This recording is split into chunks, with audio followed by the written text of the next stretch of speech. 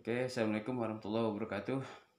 Salam sejahtera untuk Anda semuanya, para pemirsa ya, di rumah, ya, para mahasiswa yang sedang mengambil mata kuliah ekonomi mikro.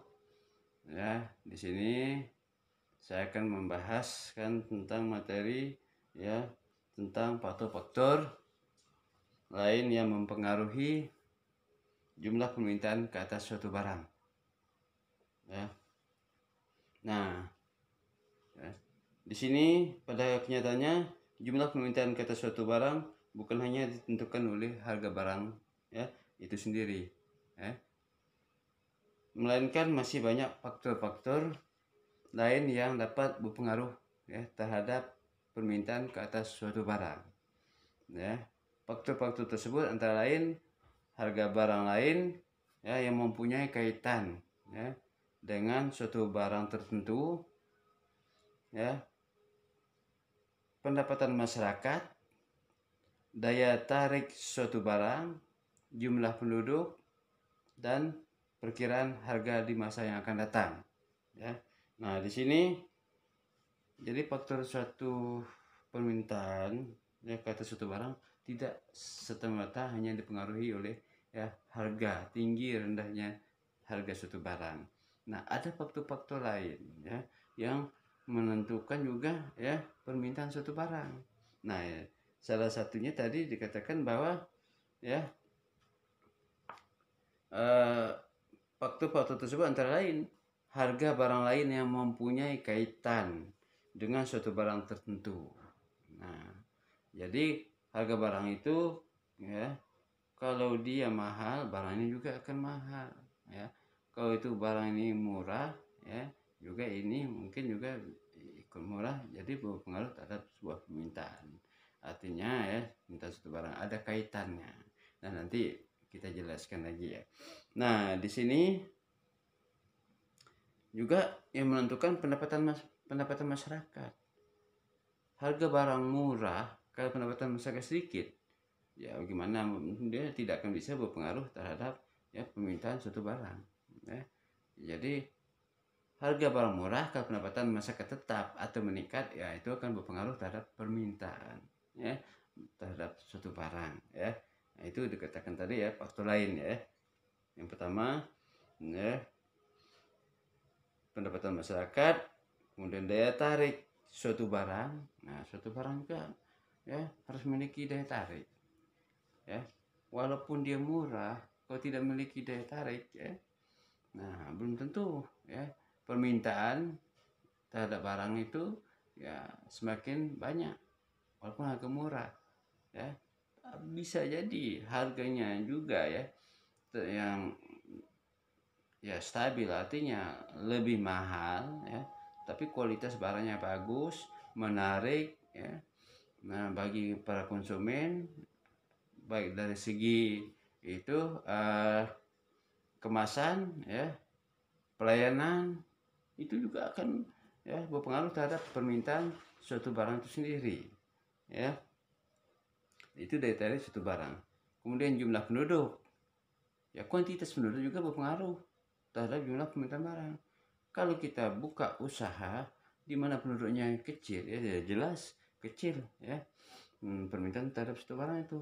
Tapi kalau di mana penduduknya luas ya, jadi itu akan berpengaruh ya dari segi kuantitas ya terhadap permintaan suatu barang itu. Apalagi kalau itu bahan pokok ya. Nah, itu di mana penduduknya lebih besar tentunya ya permintaannya juga lebih besar. Nah, kemudian perkiraan harga di masa yang akan datang. Nah, ini perkiraan di masa yang akan datang juga akan berpengaruh terhadap sebuah permintaan ya pada ya barang-barang. Tapi tidak semua barang-barang tertentu, terutama barang kebutuhan sehari-hari seperti sembako ya. Nah, kalau perkiraan bahwa bulan depan ya barang itu akan naik ya. Nah, orang cenderung kadang-kadang ya orang akan memborong barang-barang tersebut ya untuk disimpan ya, sehingga dia tidak terimbas dengan harga kenaikan di masa yang akan datang tersebut, ya. Nah, karena ada barang yang bisa diproduksi yang dengan jangka waktu yang cepat, ada juga yang tidak. Nah, yang tidak bisa diproduksi dalam jangka waktu yang cepat itu biasa barang yang banyak permintaannya, ya, dari awal. Walaupun begitu dengar berita barang itu akan meningkat harganya, dari sekarang sudah ya mulai masyarakat menyimpan barang-barang tersebut, terutama ya sembako, barang kebutuhan sehari-hari. Nah, itu ya. Tapi kalau barang-barang yang sifatnya ya seperti mesin, ya, yang tidak digunakan ya setiap saat, ya itu tidak begitu ya berdampak terhadap sebuah permintaan itu sendiri, ya, terhadap suatu barang. Nah, apa itu harga barang lain?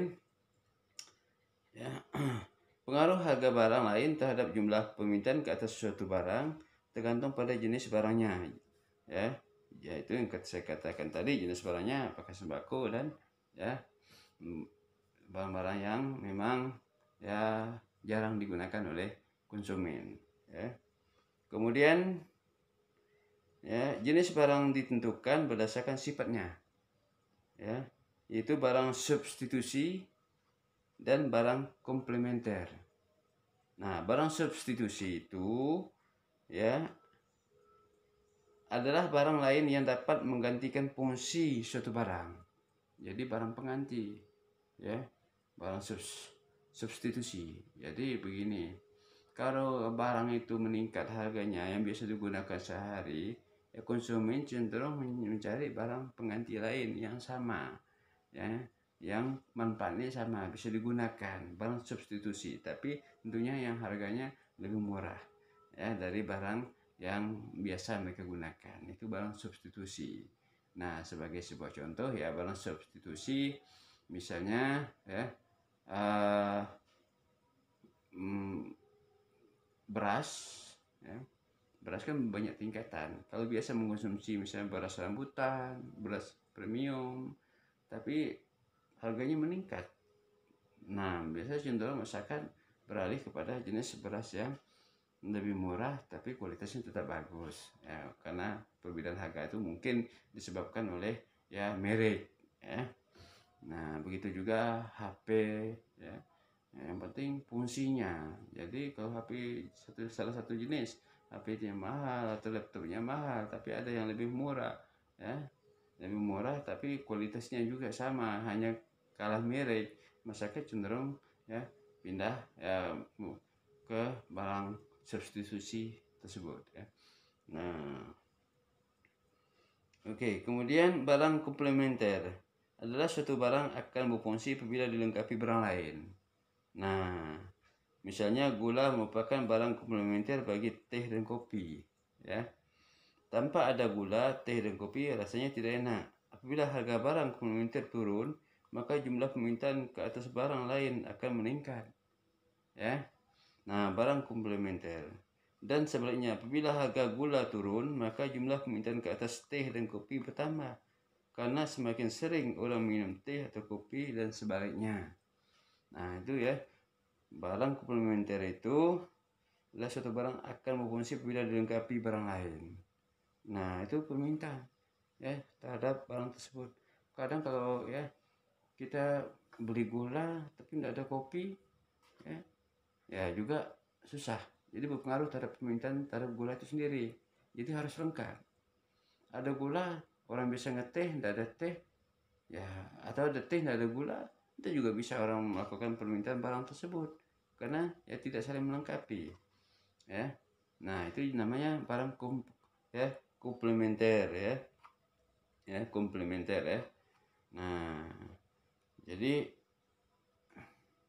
itu dulu ya, dan materi teori ekonomi mikro ini yang dapat saya sampaikan pada edisi ini, ya, edisi ketiga, ya. Semoga Anda bisa membaca dari awal, ya, atau maksud Bapak bisa ya menonton video ini dari awal sehingga ya nyambung ya pemahaman Anda dari awal sampai akhir, ya. Nah, jadi Anda perlu ya sampai dari awal sampai akhir, karena sebagai mahasiswa harus banyak membaca, harus banyak mendengar ya. Nah, nanti materi-materi selanjutnya juga ya diikuti. Nah, jangan lupa juga ya, silakan yang belum subscribe silakan subscribe ya, untuk ya supaya Anda nanti bisa ya ketemu dengan materi selanjutnya, lebih mudah mencarinya ya. Kemudian silakan like and share ya, karena semoga ya penjelasan ini walaupun pendek misalnya ya, tapi tetap dia berlanjut dan bisa bermanfaat buat anda semua mahasiswa dan buat orang lain ya. Karena ilmu pengetahuan ya penting ya, kita berbagi dengan orang lain juga supaya orang lain juga bisa memahami apa materi yang disampaikan ini ya. Oke ya, demikian penyampaian materi teori ekonomi mikro ini yang bisa saya sampaikan pada kali ini ya. Semoga Anda tetap dalam keadaan sehat selalu ya, dan jangan lupa ya, jaga ya kesehatan Anda dimanapun Anda berada ya, karena kesehatan juga penting bagi Anda dan kita semua dan bagi orang lain ya. Saya ucapkan ya terima kasih atas ya Anda telah mengikuti materi perkuliahan ini. Sampai ketemu di edisi materi yang lain ya. Semoga sukses.